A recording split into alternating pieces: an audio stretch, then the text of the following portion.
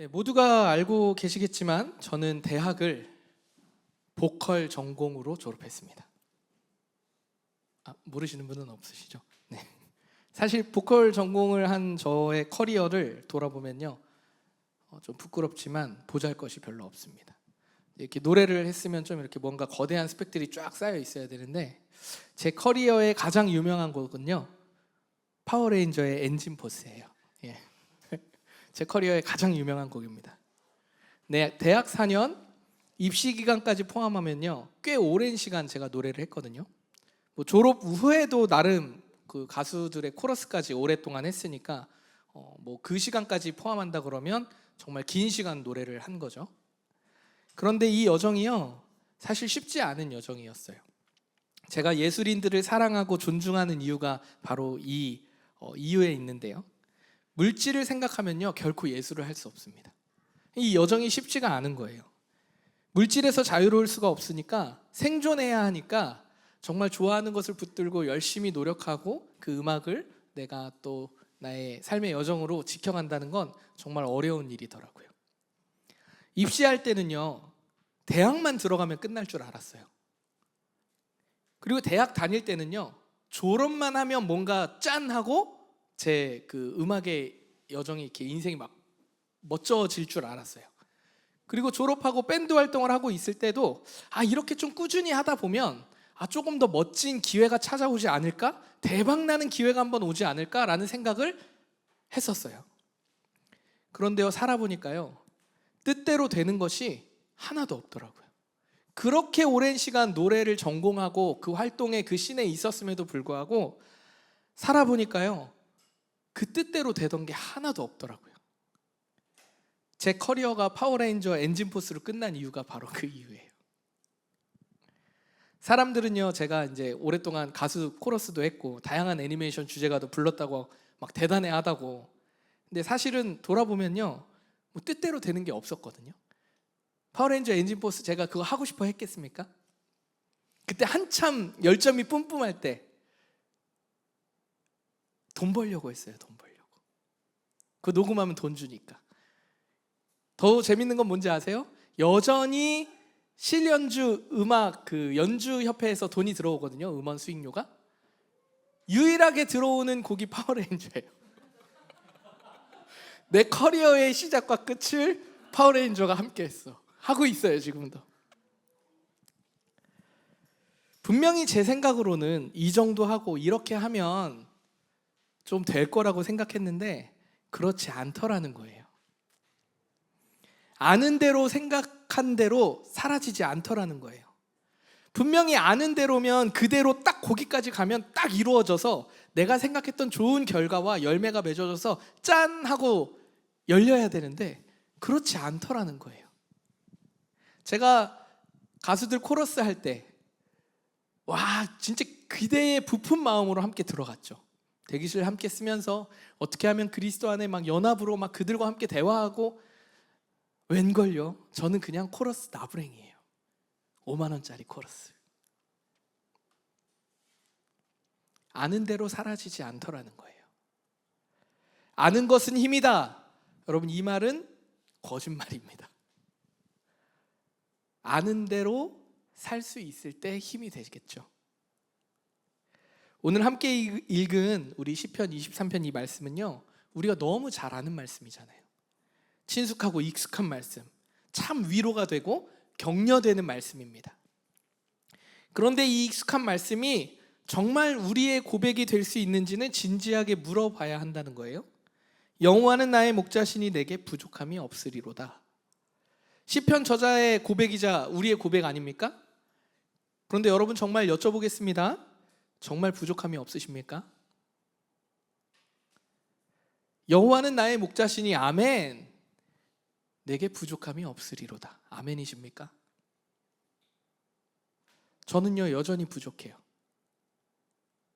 여전히 노래 더 잘하고 싶고요. 빨리 결절 이거 낫지도 않을 것 같은데 더 좋아졌으면 좋겠고, 더 성대상하고 더 나이 들기 전에 제대로 된 음원도 한번 내보고 싶고, 그런 마음이 저한테 있어요.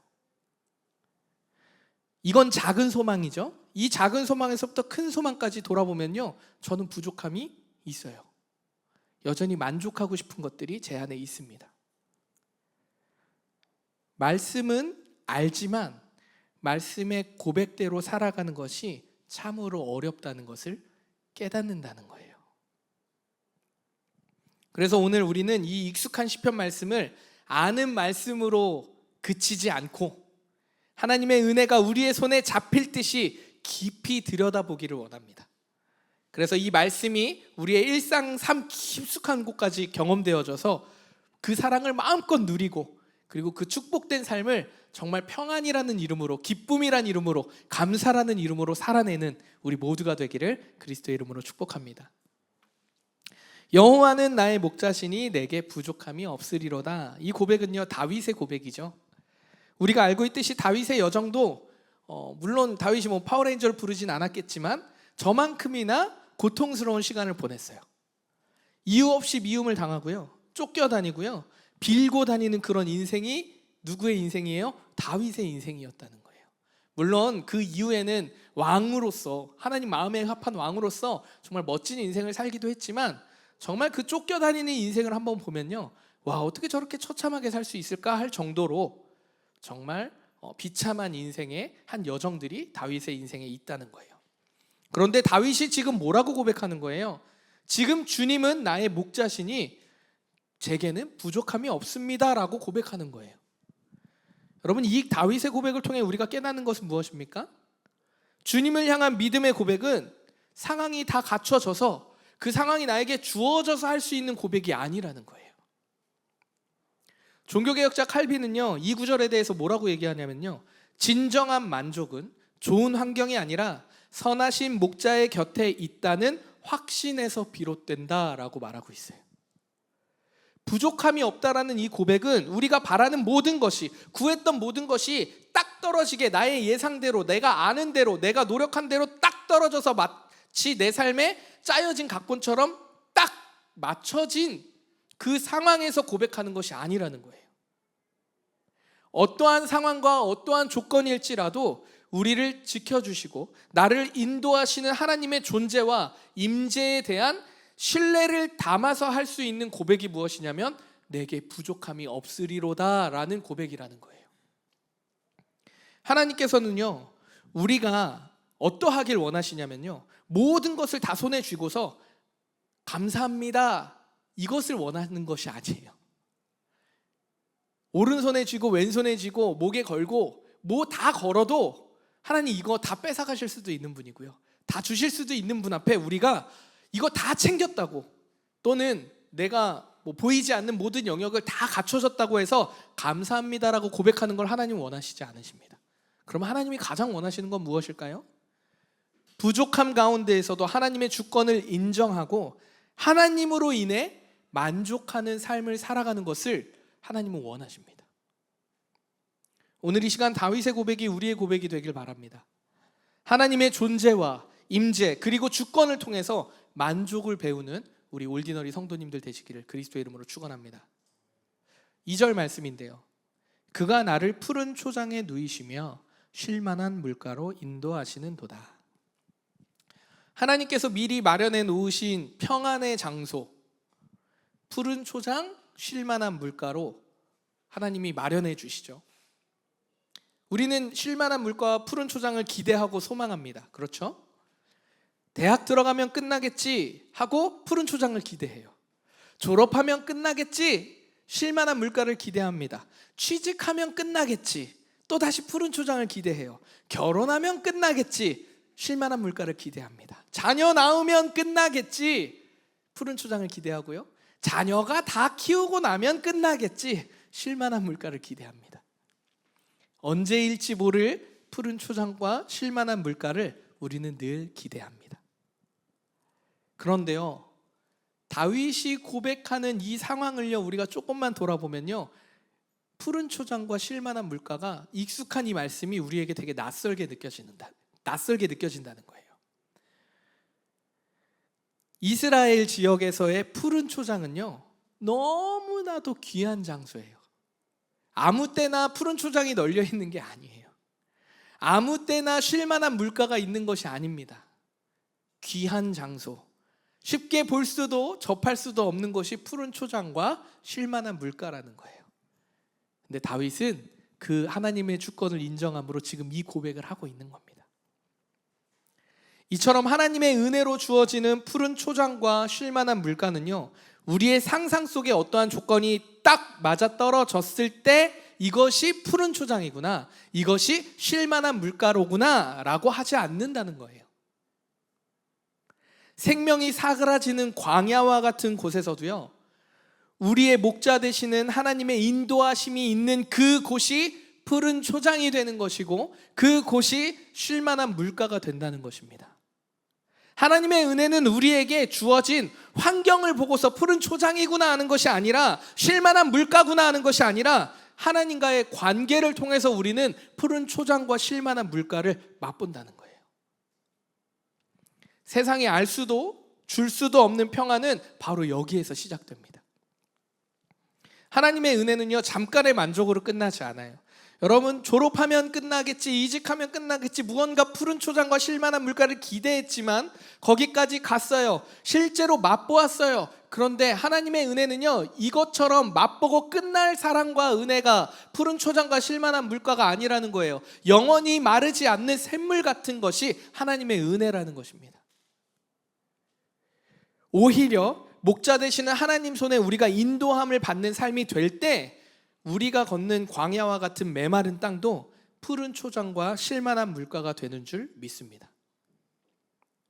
우리의 삶의 모든 여정이 하나님과 동행함으로 푸른 초장과 쉴만한 물가가 되기를 예수 그리스도의 이름으로 축원합니다. 4절 말씀인데요, 내가 사망의 음침한 골짜기를 다닐지라도 해를 두려워하지 않을 것은 주께서 나와 함께 하심이라. 주의 지팡이와 막대기가 나를 안위하시나이다. 사망의 음침한 골짜기라는 이 말은요, 히브리어로요, 죽음의 그림자를 의미합니다. 그러니까 단순히 고통과 고난받는 삶을 의미하는 것이 아니라, 그 힘들다 하는 정도의 말이 아니라 실제로 죽음이 드리운 깊은 어둠 같은, 죽을 것 같은, 죽음을 앞둔 그런 고통을 의미합니다. 여러분은 깊은 죽음이 드리운 깊은 어둠의 순간을 경험하신 적이 있으십니까?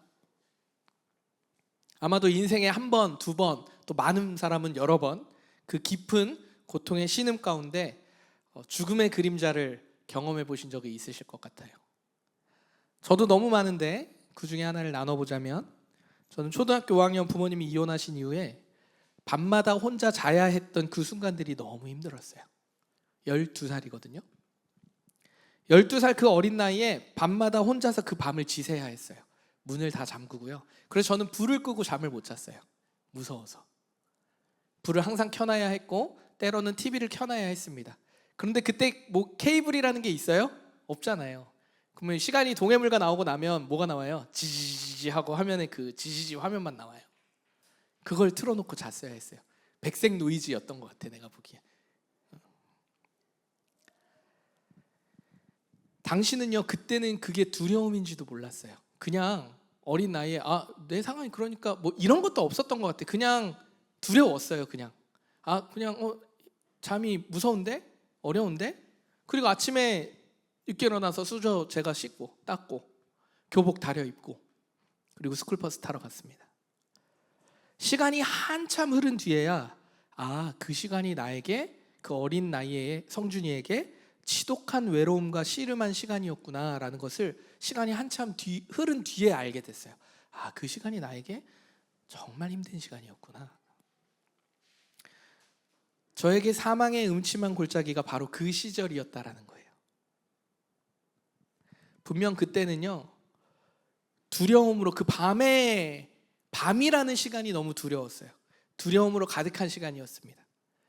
그런데 지나고 보니까요, 지금 와서 보니까요, 그 시간이요, 저에게 얼마나 은혜되는 시간인지 몰라요. 그때는 몰랐어요. 시간이 너무 오래 걸렸지. 그런데 목사가 되고 보니까요, 하나님을 만나고 보니까요, 사랑으로 가득한 하나님을 만나고 보니까 하나님과 함께하는 삶이 무엇인지 깊이 있게 깨닫고 나니까 그렇게 은혜가 되더라고요. 물론 다윗처럼 막 목에 칼이 들어올 정도의 죽음의 위협으로 다니는 그런 감사의 고백은 아닐지라도 사망의 음침한 골짜기라고 여겼던 그 시간이 하나님과의 동행의 시간으로 해석이 되어지니까요, 이 고백은 저에게 너무 감사하더라고요. 나를 영원히 떠나시지 않으신대요. 불을 끄고 자도요, 아무도 없는 집이라는 걸 알고 있는데 하나님이 그 순간 자는 나를 지켜주신대요. 여러분 생각해 보십시오. 여러분들도 주무실 때 무방비 상태입니다. 강도든 누구든 누가 쳐들어와서 때리면 그냥 속수무책으로 당해야 돼요. 그런데 하나님이 그 밤에 불을 끄고 혼자 자는 나에게 아무런 상해가 있지 않고 그 오랜 시간을 혼자 잘 지내왔다라는 건 은혜가 아닐 수 없는 거예요. 그것뿐이겠어요? 영원히 떠나지 않으시는 것도 감사한데 모든 갈 길을 인도하신대요. 제가 제일 좋아하는 말씀 잠언 16장 9절, 사람이 마음으로 자기의 길을 계획할지라도 그의 걸음을 인도하시는 자는 여호와시니라. 아멘. 우리의 모든 갈 길, 내가 그 고통과 두려움 속에 살았지만 그럼에도 불구하고 내가 애쓰며 살아가는 한 걸음 한 걸음 내딛는 그 길들이 하나님이 인도하시는 길이에요. 그런데요, 야, 길 마련됐다 가라 하시는 게 아니더라고. 심지어 함께 걸어가 주시더라고요. 그리고 얘기하시더라고요. 난 너의 친구 이상이야, 난 너의 아버지야 라고 얘기하시더라고요. 하나님께서 제 인생의 사망한 음침한 골짜기, 죽음의 그림자가 드리운 그 인생에 함께 하고 계셨다라는 것을 아는 것은요, 큰 위로와 평안이 된다는 것이에요. 웨스트민스터 신앙고백서 제18장에서는 이렇게 얘기하고 있습니다. 참된 신자는 성령의 증거로 인하여 구원의 확신을 얻으며 이 확신은 삶의 환난 가운데에서도 흔들릴 수 없다. 사랑하는 우리 성도 여러분, 아멘이십니까? 하나님과의 동행은요, 우리의 삶의 고난을 제거하는 것이 아니더라고요. 고난으로 인하여 우리의 인생의 울타리가 무너지지 않도록 돕는 참 은혜가 하나님과의 동행이더라고요. 두려움 가운데, 고통 가운데 신음하는 성도님들 계십니까? 사망의 음침한 골짜기 때문에 두려워 염려스러워서 내 인생 자칫 잘못할까봐, 자칫 미끄러져서 도태될까봐 망설이고 계신 분들 계십니까? 하나님께서 우리의 고통과 두려움을 가장 잘 아시고 앞서 일하고 계심을 믿으시기를 축복합니다. 고통을 이기는 힘, 능력, 지혜, 사랑, 평강이 우리에게 하나님의 은혜로 주어지는 것임을 믿으시기를 그리스도의 이름으로 축원합니다. 여러분, 이 믿음으로 살아가는 우리 모두가 되기를 바라고 원하고 소망합니다. 5절 말씀입니다. 주께서 내 원수의 목전에서 내게 상을 차려주시고 기름을 내 머리에 부으셨으니 내 잔이 넘치나이다. 여러분, 고대 근동에서는요, 승리와 명예의 상징으로서 잔치를 베풀었어요. 야, 우리 오늘 우리 집에서 파티할래? 와, 소고기 사와, 뭐 이런 게 아니라 어떠한 승리와 명예로서, 우와, 우리가 이겼어, 명예로운 잔치를 벌이자, 이게 고대 근동의 잔치의 목적이자 모양이었다는 거예요. 특히요, 원수들 앞에서 펼쳐지는 잔치는요, 완전한 보호, 회복의 증거로서 펼쳐지는 파티였어요. 다윗이 자신의 믿음과 신뢰의 고백을 드린 후에 하나님께서 차려주시는 잔치를 기뻐하는 것은요, 당연한 거예요. 이미 주신 줄로 믿고 잔치에 참여함으로 기뻐하고 있는 거거든요. 우리도 믿음을 고백하면서도 하나님의 은혜의 여정을 참여해야 하는 것을 알면서도 망설입니다. 믿음으로 한 걸음 도전하는 걸 망설이고요, 주저합니다. 하나님이 주신 것을 알면서도 그것을 믿고 행하는 것이 참 어려운 것이죠. 그래서 알면서도 행함이 없는 이유가 바로 그 이유예요. 하나님이 나와 함께 하심으로 두려움을 내쫓고 담대히 살아가는 것 말처럼 쉽지 않잖아요, 여러분. 저도 쉽지 않아요. 실제로 내 삶에 이루어질까 하는 의심이 먼저 앞서기 때문입니다. 우리의 삶의 깊은 실제적인 고통의 문제들이 정말 은혜로 채워질까? 덮여질까? 내가 보는 세상의 모든 이야기들은 그렇지 않던데. 노력하는 자, 승리하는 자, 인맥 좋은 자, 스펙 좋은 자가 다 잘 나가고 이기던데. 그런데 이걸 따라가지 않고 내가 정말 하나님과의 동행함으로 나의 걸음을, 나의 길을 뚜벅뚜벅 한 걸음씩 걸어갔을 때 정말 은혜로, 하나님의 사랑으로 덮일까? 하나님과의 관계로 하나님의 길을 함께 걸을 때 정말 세상과 다른 이야기가 쓰여질까? 여기에 대해서 의심하기 때문에 우리는 우리의 길을 걷지 못하고 세상에 보이는 괜찮은 길들을 선택해서 거기에 적절한 경계와 한 발 걸치고 여기 발 걸치고, 도저히 내 생각으로는 이 길 안 될 것 같은데, 혹시 이런 생각이 정신승리는 아닐까? 종교가 가진 힘이 혹시 이건가? 이런 분도 계실지 모르겠어요. 사랑하는 우리 올디너리 성도 여러분, 오늘 이것은 꼭 기억하셨으면 좋겠어요. 하나님께서는요, 지금 우리의 삶의 가장 깊은 고통의 문제를 아십니다. 심지어 내가 스스로 뭐가 고통의 문제인지 모르는 그 상황에서도 하나님은 나의 고통의 문제를 알고 계십니다. 나는 몰라. 그냥 힘들어. 근데 이게 왜 그런지 나는 머리로도 마음으로도 이해가 안 되는 상황인데 하나님은 그 고통의 문제도 아십니다. 우리의 메마른 현실을 아시고요, 삶의 고통, 엉키고 설켜진 그 관계의 아픔 또한 하나님은 아십니다. 이 모든 것을 아시는 주님께서 오늘 우리를 위해서 잔치상을 베푸신다는 것을 믿으시길 바랍니다. 나의 생각, 나의 힘, 나의 능력으로는 해결되지 않아 보이는 그 모든 것들을 하나님께서 해결하시고 승리와 보호와 명예를 우리에게, 그 명예를 회복시켜 주시기 위해서 잔치를 베푸신다는 것을 믿으시길 그리스도의 이름으로 축원합니다. 실제적인 우리의 고통의 문제를 하나님의 방법으로요, 하나님의 때에 반드시 해결하십니다. 믿으십니까? 아멘. 42 됐잖아요. 12살, 30년 해결하셨어요, 하나님이. 저 이제 불 끄고 자요. 여긴 약간 웃음 포인트였는데 아무도 웃지 않았어. 네. 이제 외롭지 않습니다. 하나님과의 관계도 그렇지만 저에게 사랑하는 가족들이 있고 또 믿음의 가족들이 있기 때문에 전 진짜 외롭지 않아요.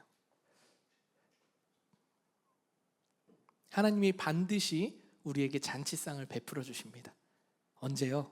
하나님의 때에. 어떻게요? 하나님의 방법으로. 조건은 하나님과의 동행, 하나님과의 관계. 반드시 하나님께서 이 잔치상을 통해서 우리가 하나님 안에 있음을 기뻐하고 감사하는 이 고백을 하도록 하나님께서 우리를 이끌어 가실 거예요. 우리는 이를 통해서 하나님 앞에 영광을 올리게 될 줄 믿습니다. 그러니까 사랑하는 우리 성도 여러분, 포기하지 마십시오. 하나님 안에 거하는 삶, 하나님과 동행하는 삶을 좀 굳건히 붙잡으셨으면 좋겠어요.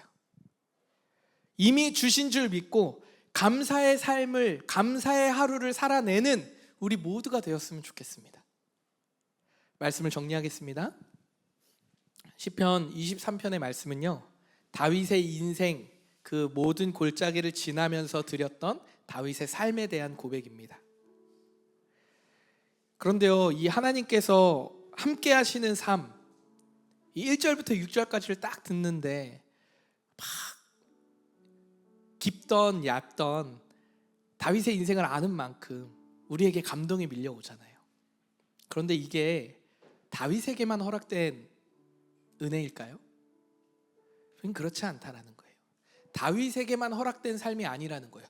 그러면 굳이 성경을 통해 우리에게 그 다윗의 자랑을 보게 할 이유가 없었겠지. 남의 자랑 봐서 뭐예요? 그러면 오늘 우리에게 유익이 뭐예요? 다윗에게 허락된 그 삶이 우리에게도 허락됐다는 거예요. 하나님 마음에 합했던 다윗의 삶이 우리도 하나님 마음에 합한 삶을 살 수 있다라는 거예요. 이것이 우리의 믿음이 되기를 소망합니다. 오늘 이 자리에 함께 예배하고 하나님의 은혜와 사랑을 구하는 우리 모든 성도들에게 허락되었어요. 하나님은 그냥 활짝 여셨어요. 야, 내가 여기 있다. 내가 너와 함께한다. 쉬지 않고 우리에게 말씀하시는 분이 하나님이시라니까요. 다윗은요, 이 하나님이 내가 여기 있다는 것, 이 외침을 너무 잘 알고 있었던 것 같아요. 그러니까 다윗이 이렇게 고백하죠. 오늘 마지막 절인데요. 내 평생의 선하심과 인자하심이 반드시 나를 따르리니 내가 여호와의 집에 영원히 살리로다. 아멘. 하나님의 선하심과 인자하심이 내 평생에 따른대요. 그러니까 나는 영원히 하나님과 함께 살겠대요. 이렇게 고백하는 거예요. 이 고백이 우리 모두의 고백이 되기를 소망합니다. 여러분, 따르리니라는 이 표현은요, 하나님께서 앞에서 이끄시고 뒤에서도 끊임없이 우리를 따르고 계신다는 그 모든 의미를 포함하는 말이 따르리니예요. 그냥 쫄쫄쫄쫄 따라오신다 이 정도가 아니에요. 앞에서 때로는 끌어주시고 뒤에서 밀어주시고 때로는 같이 걸으시고 때로는 쉬어갈 때 같이 의자에 앉아서 쉬기도 하시는 분이 하나님이시라는 거예요. 그 따르리니라는 뜻입니다. 무슨 얘기예요? 영원히 함께 하신다는 얘기예요. 하나님은 사랑이시구나. 그렇구나. 이렇게 머리로만 아는 은혜, 이제 우리 그만해야 돼요. 하나님의 사랑과 은혜가 손에 잡히도록, 실제로 우리 손에 잡히게 하시는 분입니다. 그 잡히도록 우리를 도우시고 사랑하시는 분이 하나님이에요. 우리가 잡아보지 않았어요. 밟아보지 않았어요. 내디져보지 않았어요. 믿음으로 고백했지만 그렇게 살아보지 않았어요. 물론 살아본 적도 있지만 우리의 생각으론 우리의 결과가 나오지 않았으니까 실패라고 여겼겠지만 그건 실패가 없어요. 하나님의 여정의 길을 걷는데 실패가 어디 있습니까? 하나님이 함께 하시는 곳에 실패가 어디 있어요? 하나님의 때에 하나님의 방법으로 이루어지지 않은 것만 있을 뿐이지 인생의 실패는 없어요. 여러분, 제가 12살에 혼자 불 끄고 자야 했던 그 시간이 실패한 인생입니까? 부모님이 이혼하고 제가 그렇게 살았던 학창시절의 시간이 실패한 인생이에요? 잘못된 인생입니까? 부족한 인생입니까? 그렇지 않다라는 거예요. 저는 이제 그 누구보다도 가정의 아픔을 가진 자들의 마음을 공감할 수 있는 마음을 주셨어요. 그 누구보다 한 가정 한 영혼을 소중히 여기는 이유가 그 이유예요. 그 시절에 외로웠던 내가 되지 않으려고. 여호와는 나의 목자시니 내게 부족함이 없으리로다. 이제는 우리가 이 고백을 진실되게 고백할 수 있기를 바랍니다.